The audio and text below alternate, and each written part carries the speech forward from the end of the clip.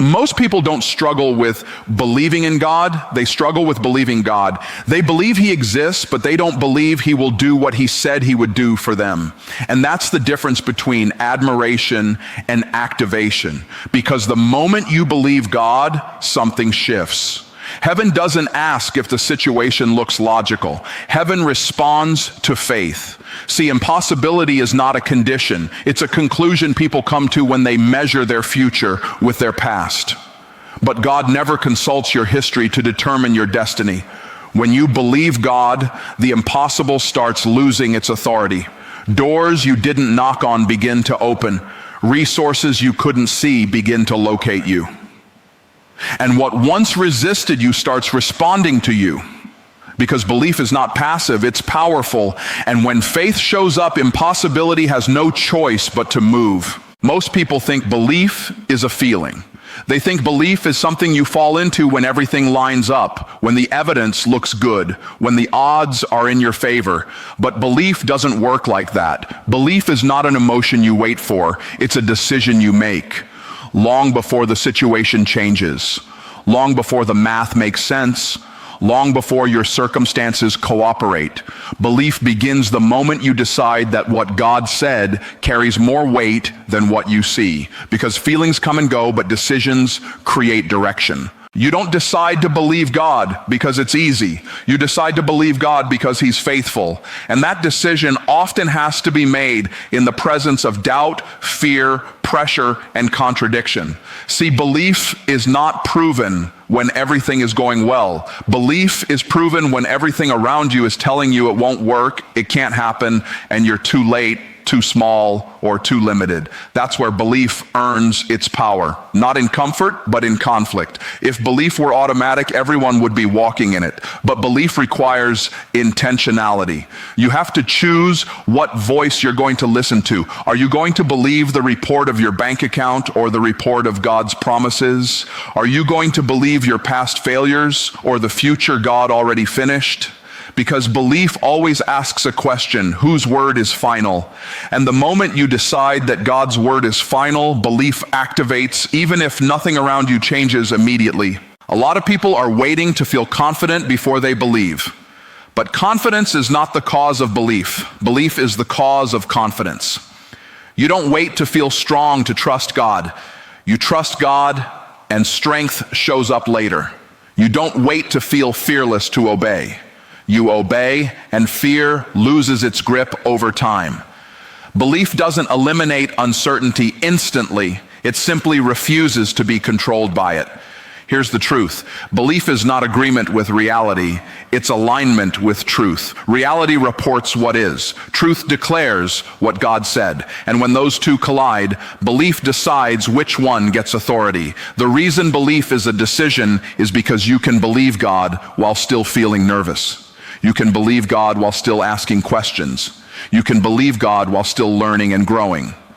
But you cannot believe God without choosing to trust him above what you understand. And that decision is rarely dramatic. It's often quiet. It's the moment you pray when you don't feel spiritual. It's the moment you obey when no one is clapping. It's the moment you keep going when quitting feels justified. Belief is not proven by how loud you shout. It's proven by how long you stay consistent when nothing seems to be happening. People say, I tried believing, but it didn't work. No, you tried hoping without deciding. Belief stays when hope feels fragile. Belief keeps moving when emotions fluctuate. Belief says, I don't know how, but I know who. And when you know who, the how becomes his responsibility. God never asked you to understand everything. He asked you to trust him. And trust is not passive. Trust moves your feet. Trust adjusts your priorities. Trust changes how you talk, how you plan, how you respond under pressure. That's why belief is a decision. It reshapes behavior over time. If nothing in your life is changing, it's not because God isn't faithful. It's because belief hasn't fully been decided yet. The most dangerous place to live is halfway believing. When you say you trust God but still let fear make the final call, when you say you believe but still consult doubt before obedience, partial belief creates internal conflict, and conflict drains momentum. But when belief becomes becomes settled, when the decision is made, peace replaces pressure. Not because the problem disappears, but because your trust is no longer up for debate. And here's the good news. God doesn't require perfect belief. He honors decided belief. He responds to people who say, I'm choosing to trust you even while I'm growing. Because when belief is decided, heaven has something to work with. Faith doesn't need you to be fearless. It needs you to be faithful. The moment belief becomes a decision, the impossible begins to lose its authority over your life. Most people approach God from a place of need. They pray because they're desperate. They cry out because they're overwhelmed. And there's nothing wrong with that. Need will get your attention fast.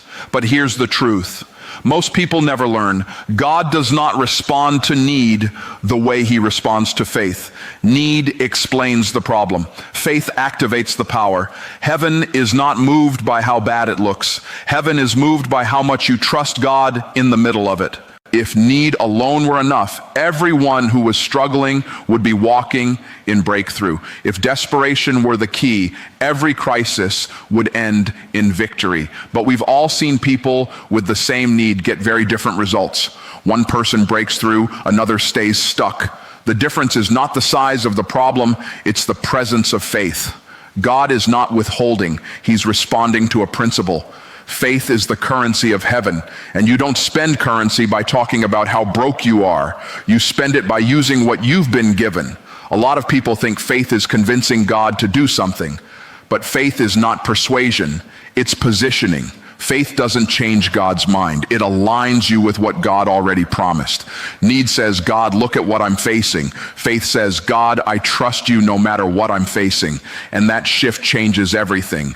Because when faith shows up, God doesn't have to be begged. He can be trusted. Here's what trips people up. Need is loud, but faith is quiet. Need complains. Faith confesses. Need talks about the size of the obstacle. Faith talks about the size of God. Need asks, why is this happening to me? Faith asks, what is this producing in me?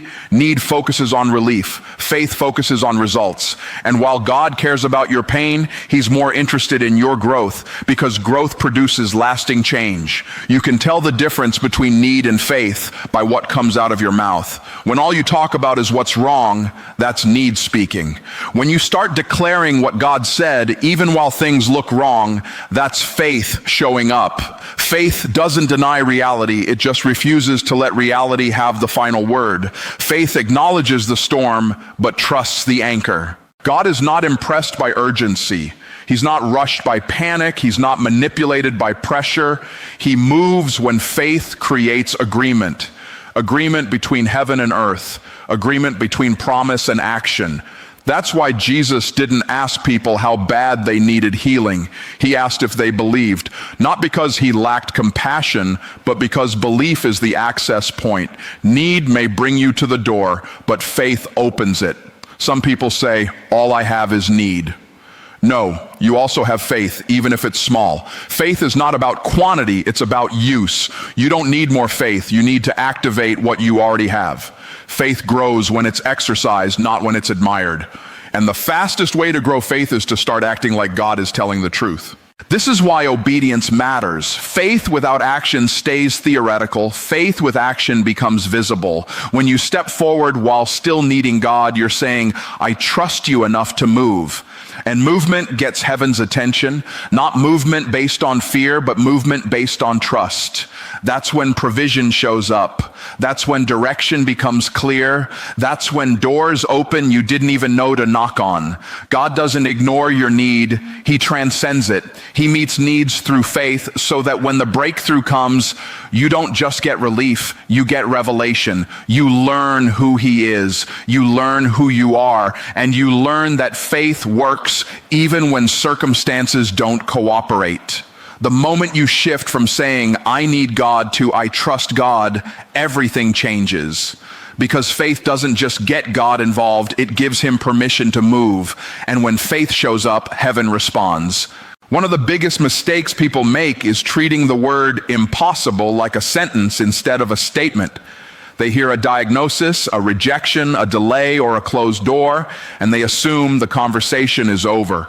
But impossible is not a verdict, it's a report. And reports can be challenged, reports can be revised, reports can be overridden. The only question is which report you're going to believe. See, the natural world is always talking. Circumstances speak, numbers speak, experts speak, experience speaks, and all of them are reporting what they can measure, what they can see, what they can calculate, but none of them have the authority to define what God can do. They are describing a situation, not determining an outcome.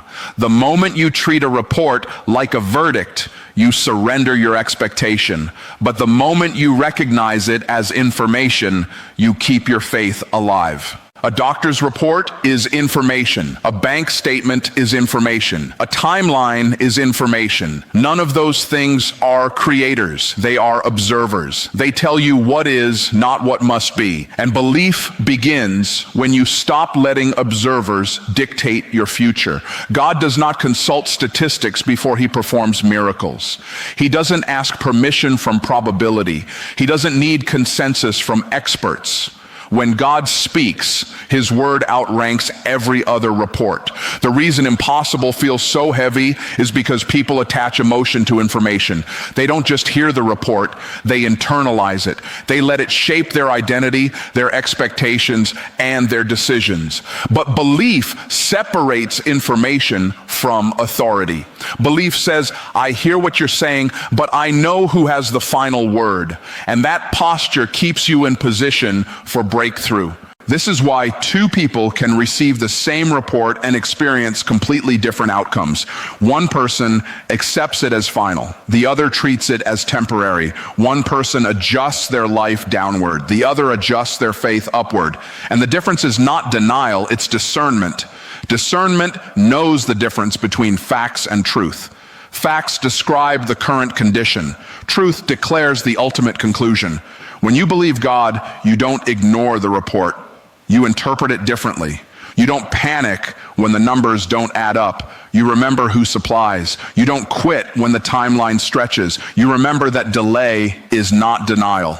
The report may say it's over, but belief says God hasn't spoken yet. Here's the danger. The longer you stare at the report, the more power you give it. What you focus on expands in influence. That's why belief requires intentional focus. You can acknowledge the report without rehearsing it.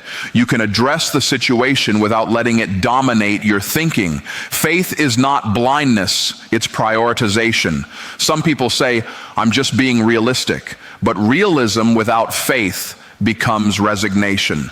Faith doesn't reject reality, it refuses to be imprisoned by it. Faith allows you to function in the natural while trusting the supernatural. It lets you do what you can while believing God will do what you can't. God's promises were never designed to compete with reports. They were designed to override them. Every promise is an invitation to see beyond what's visible. And the moment you treat impossible as a report instead of a verdict, you create space for God to move. Because faith doesn't argue with information. It simply submits information to a higher authority. That's why belief often looks unreasonable. It doesn't line up with logic at first. It doesn't make sense on paper. But faith has never been about making sense. It's about making room. Room for God's power. Room for God's timing. Room for God's way. And when God moves, the report changes, the numbers change, the diagnosis changes, the situation changes, not because the report was lying, but because it was never in charge. Authority has always belonged to God. The impossible is not a dead end. It's a doorway for belief. And when you believe God, the report loses its power to decide your future. A lot of people say they believe God, but belief doesn't live in words. It lives in action. Obedience is not a bonus feature of belief. It's the evidence of it. You can say you trust God all day long, but eventually belief shows up in what you do next. Because real belief always moves you. If nothing in your behavior ever changes, it's not because belief is weak. It's because belief hasn't fully taken root yet. Obedience is where belief becomes visible. It's easy to say you believe when obedience costs you nothing. But belief is revealed when obedience requires a decision, a sacrifice, a step into the unknown.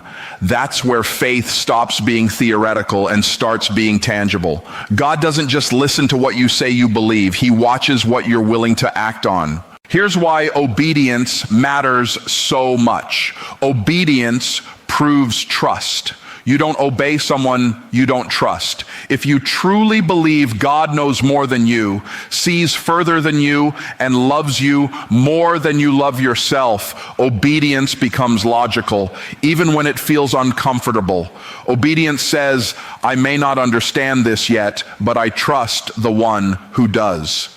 Most people want the outcome of faith without the process of obedience. They want the blessing, but not the instruction. They want the promise, but not the posture. But belief that never turns into obedience stays stuck at intention. Intention doesn't move heaven, obedience does. Not because God is demanding, but because obedience aligns you with the flow of what He's already doing. Obedience often feels risky, because it requires you to release control. And control is what fear clings to. Fear says, if I don't manage this, it might fall apart. Faith says, if I don't trust God, I'll never see what He can do. Obedience is the bridge between what you believe and what you experience. Until you cross it, belief remains untested. And here's something people misunderstand. Obedience doesn't mean you have all the details. God rarely gives full explanations. He gives instructions. If He explained everything, you wouldn't need faith. Obedience is not about clarity, it's about commitment. You move because you believe, not because you see the whole picture. Sometimes obedience looks small. It's a conversation you don't want to have, a habit you need to change, a step you keep postponing. But small acts of obedience carry big spiritual weight. God doesn't measure obedience by size, He measures it by sincerity. One obedient step can unlock momentum you've been praying for years to experience. Disobedience, on the other hand, doesn't cancel belief, it contradicts it. You can believe in your heart and still delay in your actions. But delayed obedience weakens confidence. It creates internal tension because deep down you know what you're supposed to do. And peace doesn't come from knowing, it comes from doing. Obedience is also where belief grows. Faith strengthens when you see God respond to your steps. Every act of obedience becomes proof that trusting God works. And the more you obey, the easier it becomes to believe at higher levels. Obedience trains your spirit to recognize God's faithfulness. This is why belief without obedience produces frustration. You're believing for change, but resisting the very steps that would produce it. You're praying for movement, but standing still.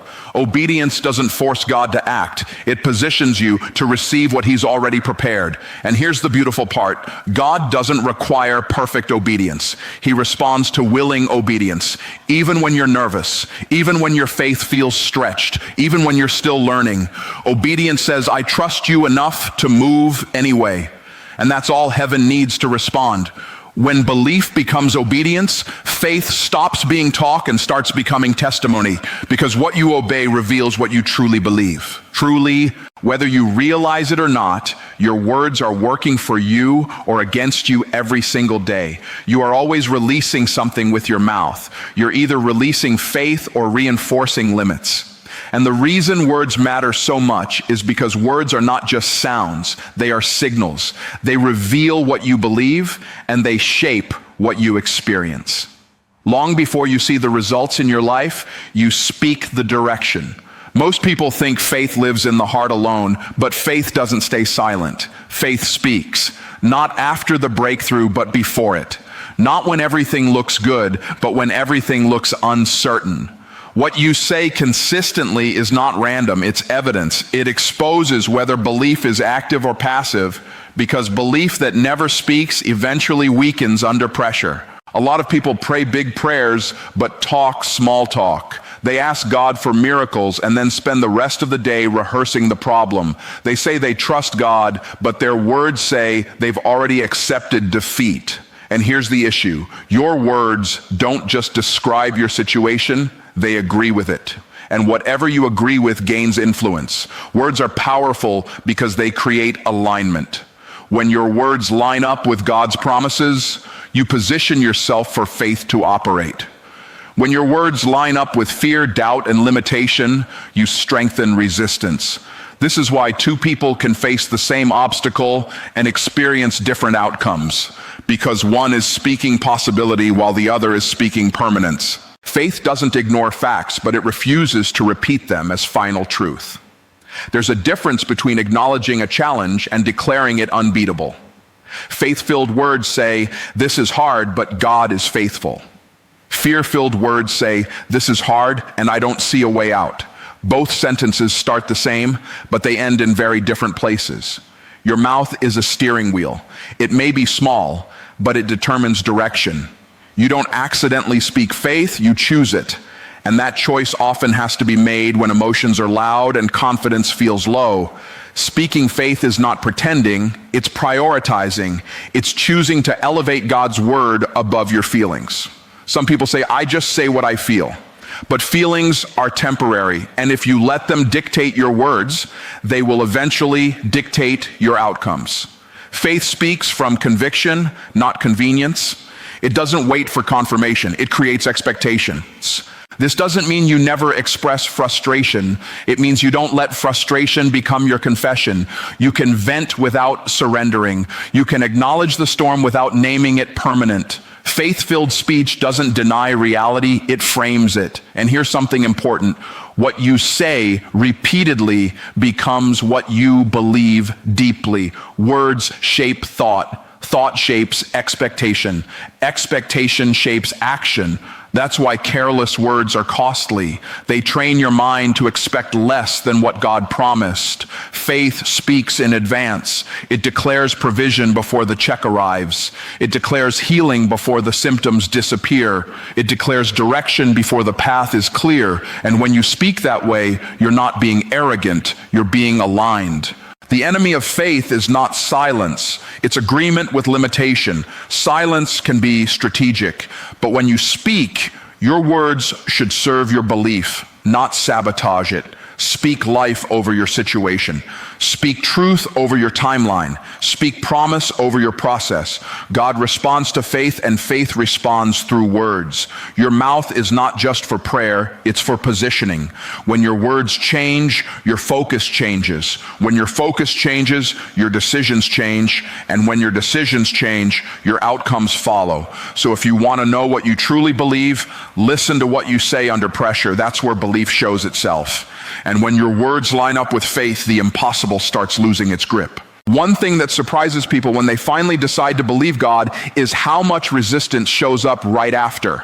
They expect peace, ease, and instant movement, but often what they get first is pressure, pushback, opposition. And if you don't understand this, you'll think something is wrong. But resistance is not proof you missed God. Many times, resistance is confirmation that you're exactly where you're supposed to be. The moment belief becomes real, it threatens limitation. And limitation doesn't leave quietly. When you start trusting God instead of fear, doubt pushes back. When you start moving forward, obstacles get louder. When you stop agreeing with the past tries to remind you who you used to be. That's not failure, that's friction. And friction usually shows up when movement has started. Opposition is often a response, not a warning. It responds to momentum. You don't face resistance standing still. You face resistance when you're advancing. No one argues with a parked car. Resistance shows up when something is moving with purpose. And belief creates movement, whether you see it immediately or not. A lot of people quit at this stage because they misinterpret resistance. They assume if God were really in this, it wouldn't be this hard. But ease is not the measure of alignment. Obedience is. Growth is. Faithfulness is. Some of the most God-directed decisions you'll ever make will feel uncomfortable at first because comfort and calling rarely start in the same place. Resistance exposes what still needs to be strengthened in you. It reveals where faith must deepen, where trust must mature, where dependence on God must replace dependence on self. If everything worked instantly, belief wouldn't grow. it would stay shallow. Resistance forces roots to go deeper. Think about it. Every breakthrough worth having is guarded by pressure, not to stop you, but to prepare you. Pressure doesn't mean you're losing. Pressure means expansion is happening, and belief doesn't collapse under pressure. It clarifies under it. Here's the key. Don't fight resistance emotionally. Fight it with consistency. Fear wants an emotional response. Doubt wants a reaction. Resistance wants you to abandon what you started. But faith responds by staying steady, doing the next right thing, holding the line, refusing to quit. Some people panic when resistance shows up because they think it's a sign to retreat. But resistance is often a sign to remain faithful, remain obedient, remain focused. You don't need a new word, you need endurance. Belief isn't proven by how excited you are at the beginning. It's proven by how committed you are when it gets uncomfortable. And here's something important. Resistance is temporary, but the results of belief are permanent. The pressure you feel now is not designed to last, it's designed to pass. But what God is producing through your belief will outlive the struggle. Every level of belief comes with a new level of resistance. Not because God is testing you, but because growth demands it. You don't break through ceilings without feeling the pressure of what's above you. And if you're feeling resistance, it's often because you're closer than you think. Don't interpret resistance as rejection. Interpret it as refinement. Something is being strengthened in you that cannot be developed any other way. Faith that has never been challenged has never been proven. And this is where belief becomes unshakable. When you decide, even if it's hard, I'm not turning back. When you say, even if it takes longer than I expected, I still trust God. That decision silences resistance over time, because resistance feeds on hesitation, not conviction. Stay with it. Stay faithful. Stay obedient. Stay believing, because resistance doesn't show up to stop you. It shows up to signal that breakthrough is near.